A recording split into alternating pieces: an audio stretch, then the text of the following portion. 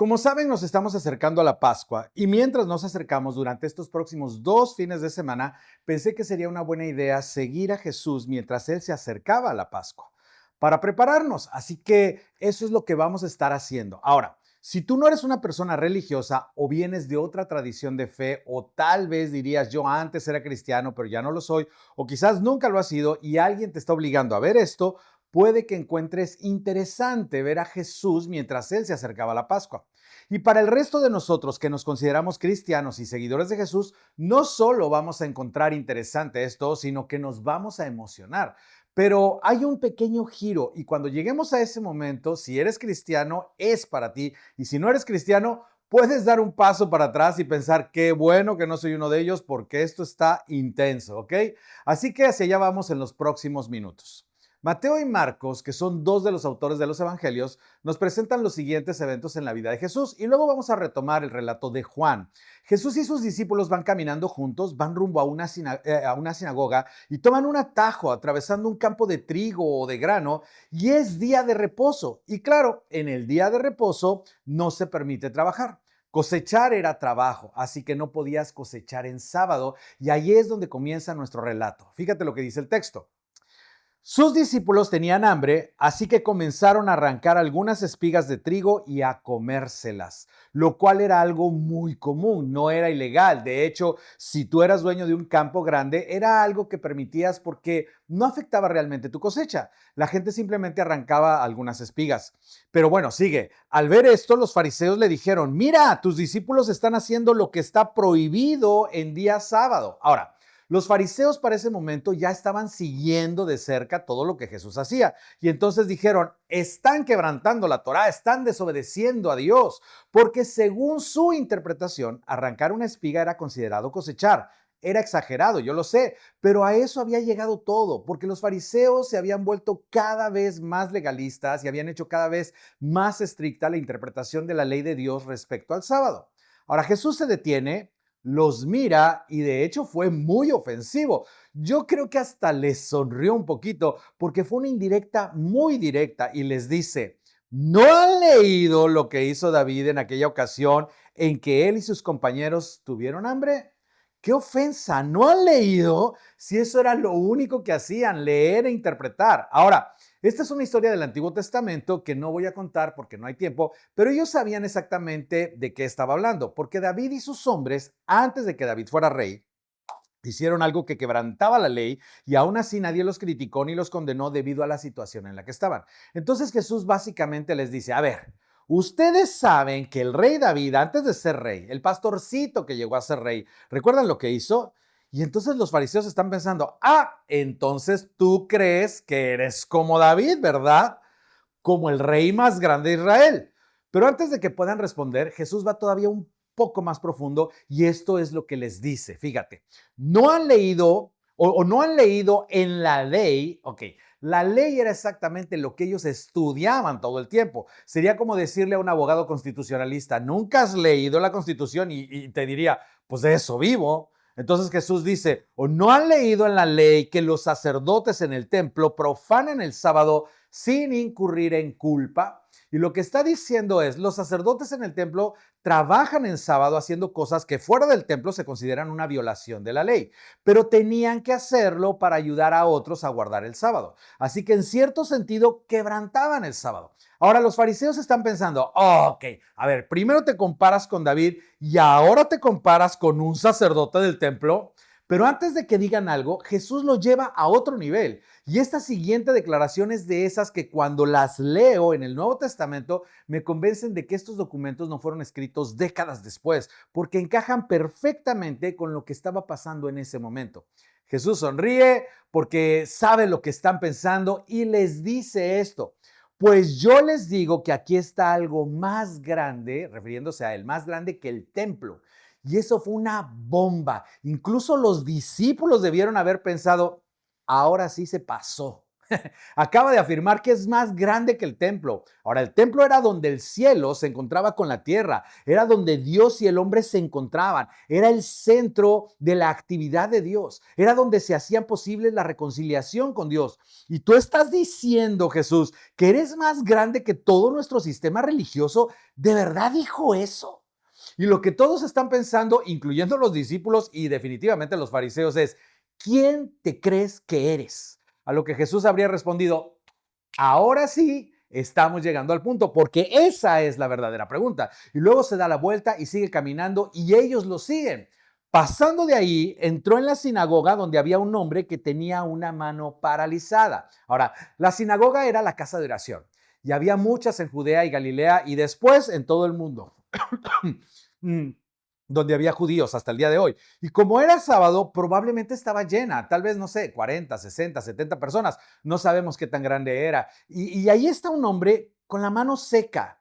Así lo describe el texto original. Y eso significa que tenía algún tipo de atrofia. Tal vez se rompió los huesos de joven y nunca sanaron bien o nunca los acomodaron y su mano prácticamente murió. Era visible, era incómodo, era vergonzoso. Probablemente, no sé, la escondía bajo la manga. Y cuando Jesús entra, este hombre que lleva mucho tiempo así, ve a Jesús, que ya tenía cierta reputación, y saca su mano y la expone en una petición silenciosa de ayuda y quizás la vuelve a esconder. Y el texto no lo dice, pero los fariseos sabían que ese hombre estaba ahí y piensan: ok, ya sabemos lo que va a pasar. Y mira lo que dice el texto. Como buscaban un motivo para acusar a Jesús, le preguntaron: ¿está permitido sanar en sábado? A ver, ya vimos que no tienes problemas en cosechar en sábado. ¿También crees que está bien sanar en sábado? Porque ellos también tenían reglas sobre sanar en sábado. Es ridículo, yo lo sé, pero la ley decía que podías salvar una vida en sábado. Es decir, si alguien se caía a un río, al mar, podrías rescatarlo. Pero decidieron que no podías dar atención médica porque eso era trabajo. O sea, básicamente te curo mañana la herida, ¿ok? Suerte. Y otra vez, la Torá no decía eso, solamente decía guarda el día de reposo, pero añadieron regla tras regla tras regla, generación tras generación, y en algunas partes del mundo aún hoy ocurre. Así que si tenías una lesión, tenías que esperar. Incluso ayudar podría considerarse trabajo. Ahora, Jesús sabe lo que están haciendo. Esto es una trampa. Es lícito sanar en sábado como si realmente les interesara. Y Jesús responde: a ver, déjenme hacerles una pregunta. Si alguno de ustedes tiene una oveja y un día sábado se le cae en un hoyo, ¿no la agarra y la saca?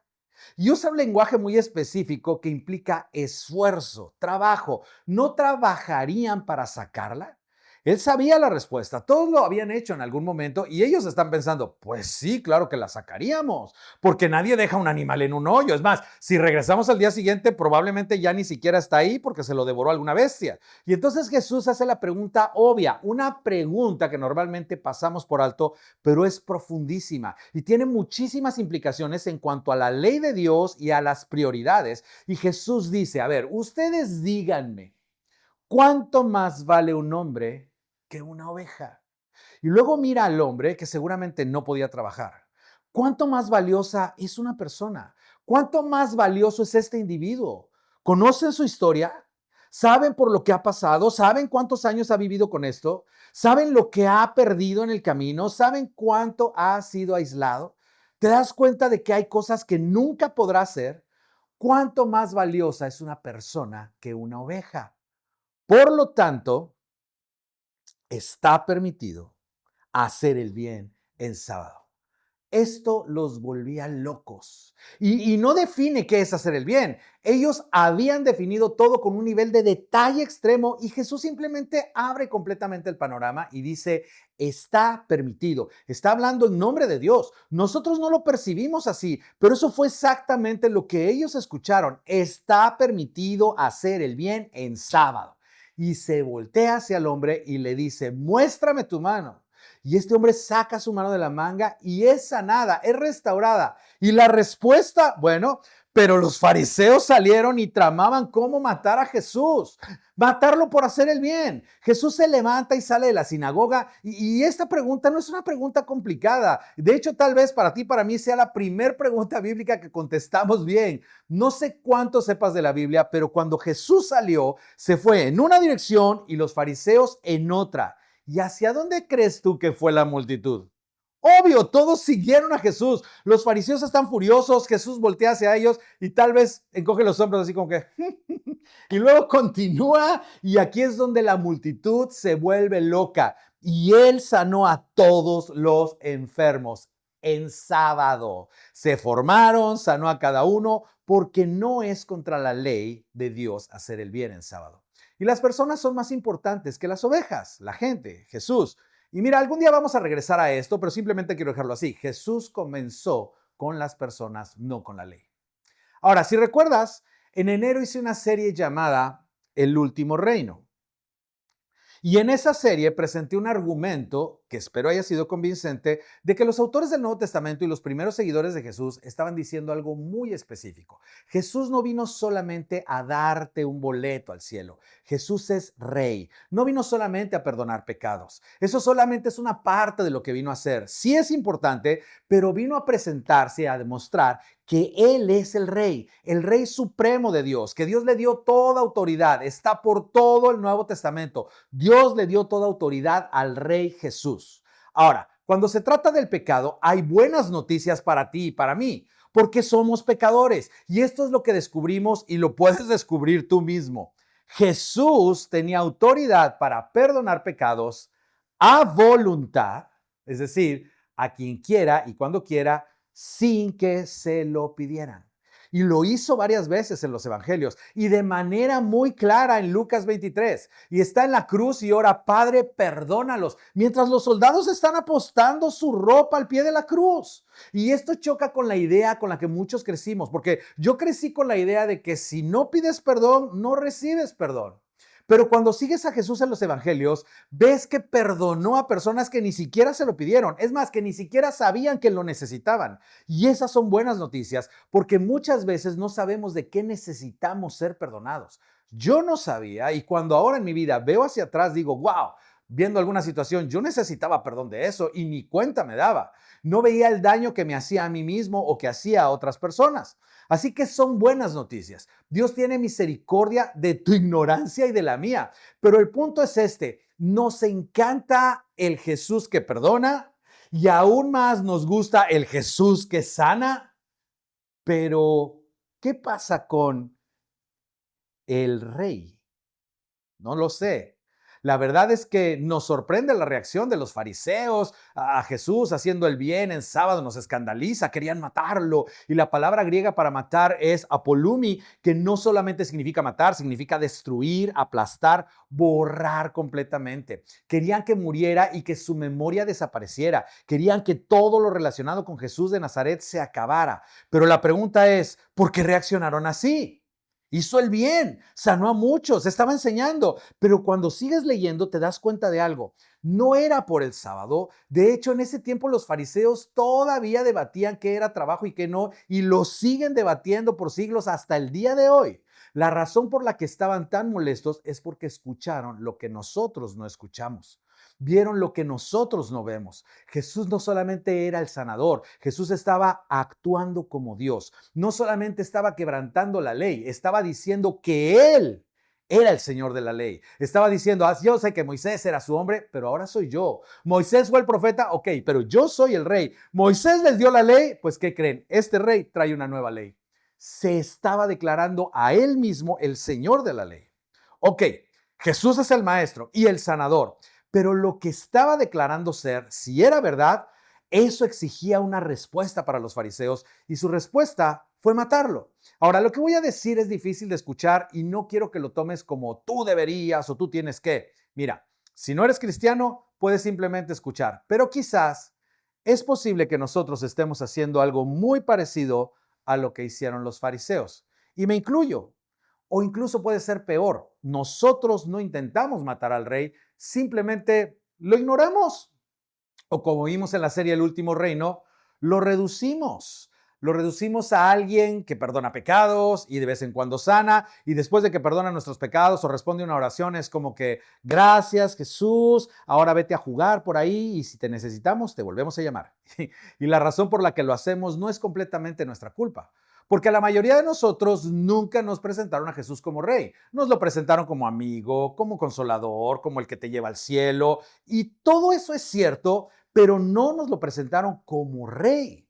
Y en la serie El Último Reino yo conté que en mi casa Sari cocina, pero nunca presentaría a mi esposa como mi cocinera, porque eso no la define, eso solamente es algo que hace dentro de todo lo que hace, dentro de algo mucho más grande. De la misma manera hemos encasillado a Jesús como Salvador, pero si lees los evangelios, casi no verás a Jesús llamándose a sí mismo Salvador, pero constantemente se presenta como el Mesías, es decir, el Rey. Para los autores del Nuevo Testamento, Jesús no era principalmente Salvador, era rey y como rey hacía muchas cosas, pero primero que nada Dios envió a su Rey Supremo. Así que piénsalo, esto debería confrontarnos. Mira, ¿qué hubiera pasado si cuando te hiciste cristiano, en lugar de decirte, hey, ¿quieres recibir a Jesús como tu Salvador? Te hubieran dicho, a ver, Jesús es rey, ¿estás dispuesto a rendirle toda tu vida? ¿Habríamos respondido igual de rápido? Porque una cosa es, perdona mis pecados, y otra muy distinta es, te entrego mi vida, mi futuro, lo que estudio, con quién me caso, mi moral, mi entretenimiento, mi dinero, mi tiempo, cómo crío a mis hijos. Eso es otra cosa. Así que aquí está la pregunta, el desafío. Mientras nos acercamos a la Pascua, ¿es posible que estemos intentando ignorar al Rey para poder preservar al Salvador? ¿Es posible que tu cristianismo sea solo un cristianismo cultural donde celebras el perdón, pero minimizas cualquier derecho que Dios, a través de Cristo, pueda tener para gobernar tu vida y tomar decisiones por ti? ¿Es solo un plan de respaldo? ¿Es como un seguro contra incendios? ¿O alguna vez has reconocido que el rey es rey? Y otra vez, entiendo la tensión, porque el que perdona pecados y promete el cielo es muy atractivo, pero un rey que exige rendición es amenazante. Ahora, si no eres cristiano, quiero decir algo rápido y darte permiso de pensarlo. Si no eres cristiano o lo fuiste, en algún momento has tenido estos pensamientos. Tal vez no con estas palabras, pero los has tenido. Cuando ves a la iglesia y ves la hipocresía o nos ves juzgando al mundo o lo que sea que hayas visto, probablemente lo has pensado o incluso lo has dicho. A ver, es que ustedes los cristianos, ¿no se supone que deberían ser mejores que el promedio? Y nosotros en defensa como cristianos decimos, no somos mejores que el promedio, somos humanos igual que todo, solamente somos más perdonados que el promedio. Pero ¿sabes qué? Tienes razón. Se supone que deberíamos ser los más llenos de gracia, los más compasivos, los más generosos, los más disciplinados, personas de palabra, amables. Se supone que debemos estar llenos de paz, de gozo, de paciencia, de amor, de bondad, de comprensión. Se supone que somos las personas que en lugar de señalar lo que estás haciendo mal, queríamos o deberíamos entender toda tu historia, porque eso es lo que hizo nuestro Salvador y por eso deberíamos ser los que menos juzgan. Y se supone que debemos ser los mejores jefes, los mejores empleados, los mejores esposos, los mejores vecinos, los mejores ciudadanos, porque hemos sido llamados a seguir a un rey. Se supone que debemos parecernos a Cristo. Así que cuando dices, ¿no se supone que deberían estar por encima del promedio? La respuesta es sí, exactamente. Déjame decirlo así, si no eres cristiano, los mejores cristianos que conoces no son los más perdonados, son los que se han rendido. Y espero que te encuentres con suficientes de ellos como para entender lo que está en juego y de qué se trata realmente la invitación de Jesús. Ahora, regresando a nosotros, vamos al Evangelio de Juan. Todos conocemos esta historia. Jesús va rumbo a Jerusalén hacia su cita con el destino y está en Betania y llega a Betania con 4 días tarde al funeral de uno de sus mejores amigos. No a alguien que conocía superficialmente, había comido en casa de Lázaro. Marta y María le habían preparado comida, habían atendido, apoyaban su misión y Jesús llega tarde. Lázaro ya está muerto y enterrado. Y entonces Jesús hace algo impresionante. Mira, la versión Reina Valera lo dice de una manera muy interesante, con ese lenguaje antiguo. Jesús le dice a Marta y a María que quiten la piedra del sepulcro y una de ellas dice, Señor, no podemos hacer eso, ya tiene 4 días. Como diciendo, no solamente llegaste tarde, llegaste muy tarde. Y si quitamos la piedra, ya hiede. Y esa es la palabra que se usa en esa versión y da una idea de algo muy feo. Y Jesús dice, quítenla de todos modos. Y el relato dice que Jesús llora. Pero luego hace algo extraordinario. Resucita a Lázaro. Y cuando lees el Evangelio de Juan en el capítulo 11, te das cuenta de que todo fue intencional. Él sabía que Lázaro estaba enfermo y llegó tarde a propósito porque quería dejar algo claro. Y era que el rey había llegado. El rey que tiene autoridad no solo sobre el pecado y el perdón, sino incluso sobre la máxima consecuencia del pecado, que es la muerte. Por cierto, hablando de esto, no te pierdas la próxima semana. Pero bueno, la historia continúa. Después de resucitar a Lázaro, Juan nos dice esto. Muchos de los judíos que habían ido a ver a María y que habían presenciado lo hecho por Jesús, creyeron en él. Claro que sí, es como, imagínate, no, yo le entro, o sea, no sé exactamente qué acaba de pasar, el tipo tenía 4 días muertos, no sé bien quién es, pero si tiene ese poder, yo le entro, yo lo sigo. Aunque sinceramente no todos lo hicieron, porque fíjate lo que dice. Para algunos de ellos fueron a ver a los fariseos y les contaron lo que Jesús había hecho. Fueron de chismosos, siempre los hay, ¿verdad? Y entonces algo tenía que hacerse. Entonces los jefes de los sacerdotes y los fariseos convocaron una reunión del consejo. Ese consejo, que se llamaba Sanedrín, era como la Suprema Corte.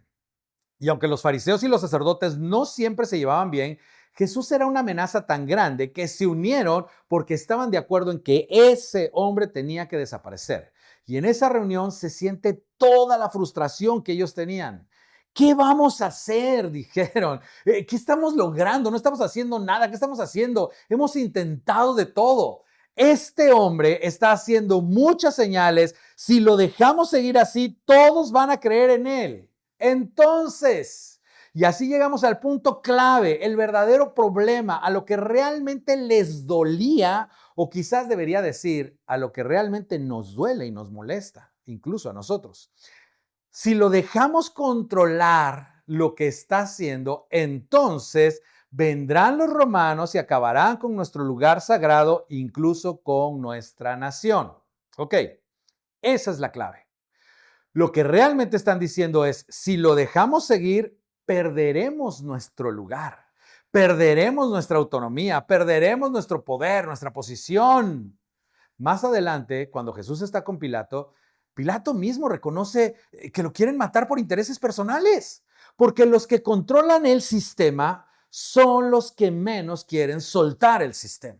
Y Jesús era una amenaza personal, porque ellos escucharon lo que nosotros no escuchamos y vieron lo que nosotros no vemos, que estaba afirmando ser rey y tenía que morir. Entonces el sumo sacerdote se levanta y dice algo profético, aunque ni sabía lo que estaba diciendo.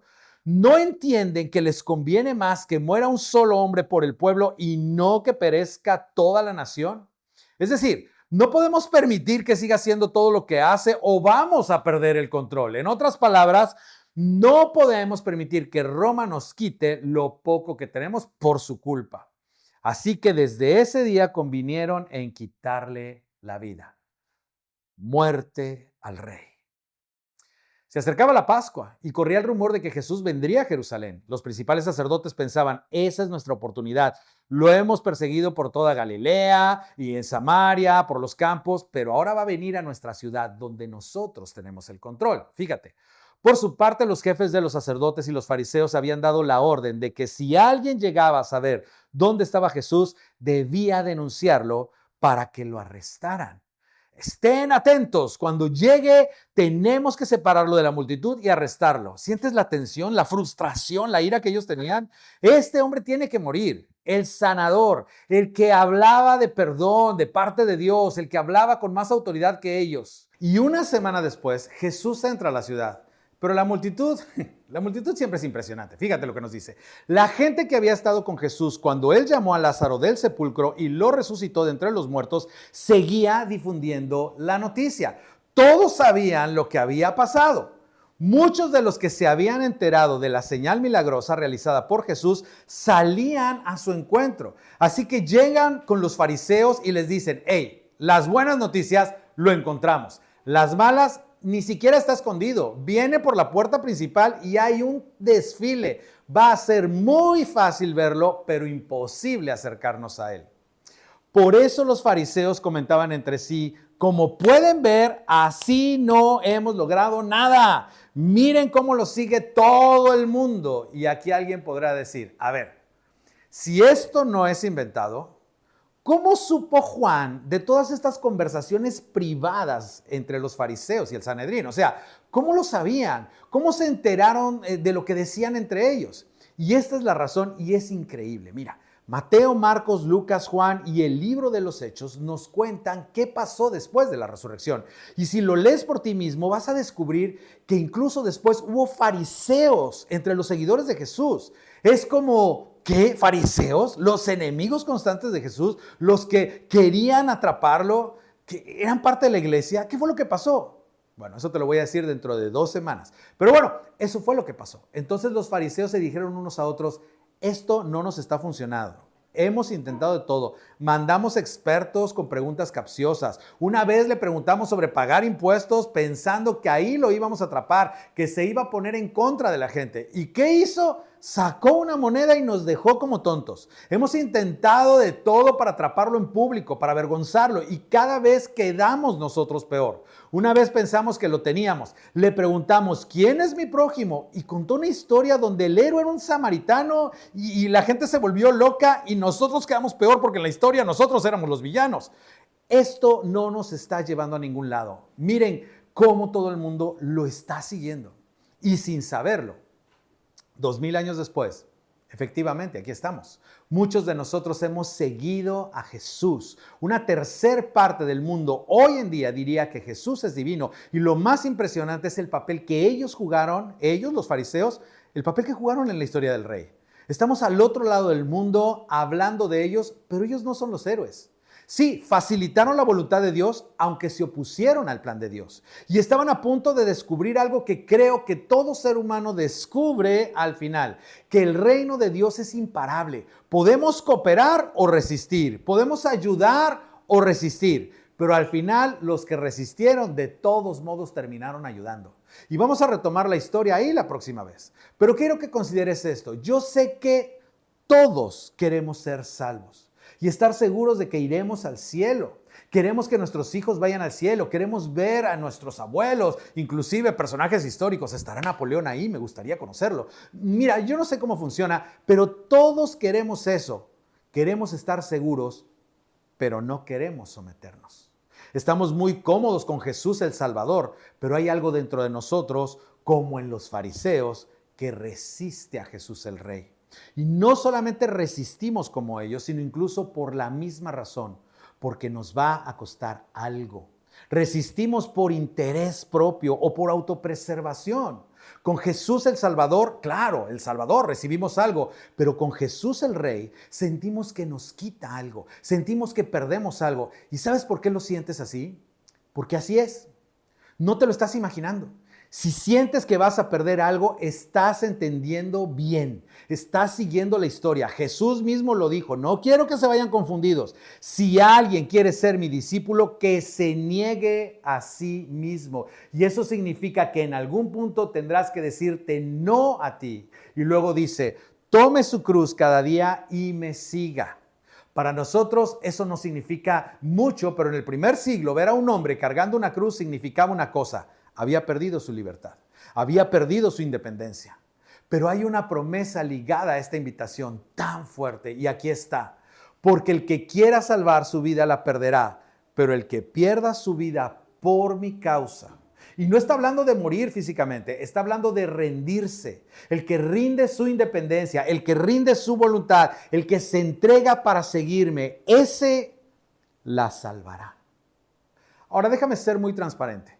Yo crecí en la iglesia, mi papá fue pastor, mi familia por ambos lados estuvieron metidos toda la vida en la iglesia. Siempre he estado en la iglesia, he pecado, claro, pero nunca he odiado la iglesia, nunca me he alejado. De hecho, soy más culpable que muchos porque cuando pecaba sabía exactamente en qué estaba pecando y qué versículo lo respaldaba. Algunos de ustedes dicen, es que yo no sabía que estaba pecando. Bueno, pues ¿qué crees? Yo sí lo sabía. Era como que cuando hacía algo y... No, sí, eso está en Efesios 5:17. Podría decirte capítulo y versículo, así que en cierta manera soy más responsable. Y porque siempre tomé la Biblia en serio, siempre creí que era verdad. Pero honestamente, por muchos años, esto no lo entendí. Escuché a predicadores explicarlo y me di cuenta, ellos tampoco lo entendían. Porque es una paradoja, pero ahora lo entiendo porque ya viví lo suficiente y porque lo he visto en mi vida y en la vida de cientos de personas. Y es por lo que les repito constantemente que lo tengan en mente, porque te habrías evitado tus mayores remordimientos si hubieras seguido a Jesús en ese momento. Pensabas que estabas ganando y en realidad estabas perdiendo. Pensabas que estabas avanzando y después ves hacia atrás y fue tu mayor error. No sé, un matrimonio, una temporada, un fin de semana, una decisión financiera, una relación. Ese momento donde sabías, pero lo hiciste de todos modos. Y después dices, ¿cómo pude ser tan tonto? Y mira, eso es lo que Jesús está diciendo. Por eso te invita a seguirlo y a decirte no a ti mismo, porque te ama y sabe qué es lo mejor para ti en esos momentos. ¿Qué hicimos en esos momentos? Pues nos aferramos a nuestro camino y perdimos el camino. Es una paradoja del reino. Te salvas cuando te rindes al rey. Eso dice el rey. Y eso dicen millones de seguidores de Jesús que han dicho sí a la invitación del rey, que es simplemente sígueme. Así que no sé dónde te deja esto. Tal vez estás bien con solamente tener a Jesús como tu Salvador. Puedes seguir así, pero Dios te envió un rey. Y termino con esto. Cuando quitamos a los reyes menores, a los que no valen la pena, del trono de nuestra vida y nos sometemos al Rey de Reyes como Señor, entonces descubrimos la vida, la verdadera vida. Muchos de nosotros hemos aceptado a Jesús como Salvador, pero ¿te has sometido a Él? ¿Te sometes a Él cada día como tu Rey? Esa es la invitación. Eso es lo que transforma una vida y es una decisión de la que nunca, nunca te vas a arrepentir.